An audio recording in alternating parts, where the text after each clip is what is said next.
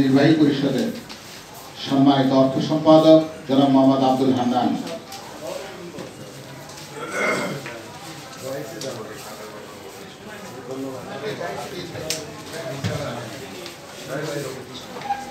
বিসমিল্লাহির রহমানির রহিম।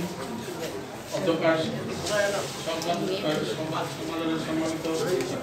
সভাপতি, সাধারণ সম্পাদক, উপস্থিত আমার সরকারি কর্মচারী ফেডারেশনের নেতৃত্বে, আসসালামু আলাইকুম।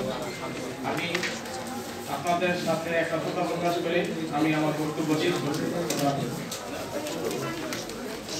বক্তব্য রাখবেন সম্মানিত সহসভাপতি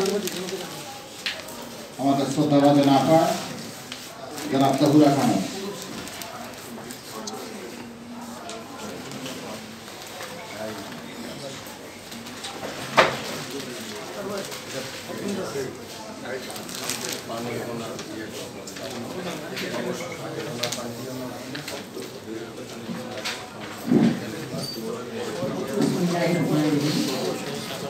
আসসালামু আলাইকুম।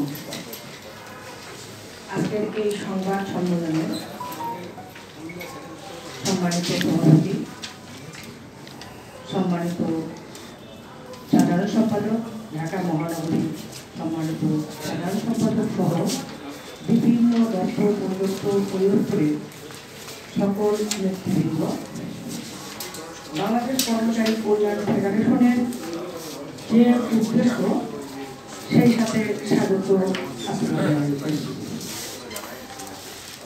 এবং বিশেষভাবে অনুরোধ করছি সম্মানিত সভাপতি এবং সেক্রেটারি মহোদয়কে বাংলাদেশ কর্মচারী কল্যাণ ফেডারেশনের উদ্দেশ্য যা তা সামনে নিয়ে 13 লক্ষ মানুষের প্রতিনিধিত্বে আপনারা আছেন, মেহেরবানি করে মাননীয় প্রধানমন্ত্রীর নিকটস্থ হওয়া, তার দৃষ্টিগোচর হওয়া, তাকে একান্তভাবে জানানোর যদি কোনো কৌশল, কোনো পন্থা থেকে থাকে আপনারা সরাসরি জানাবেন সকলের পক্ষ থেকে।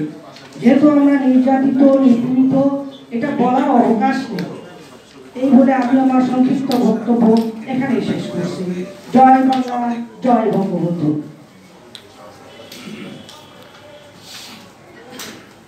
বাংলাদেশ সরকারি কর্মচারী কল্যাণ ফেডারেশন কেন্দ্রীয় নির্বাহী পরিষদ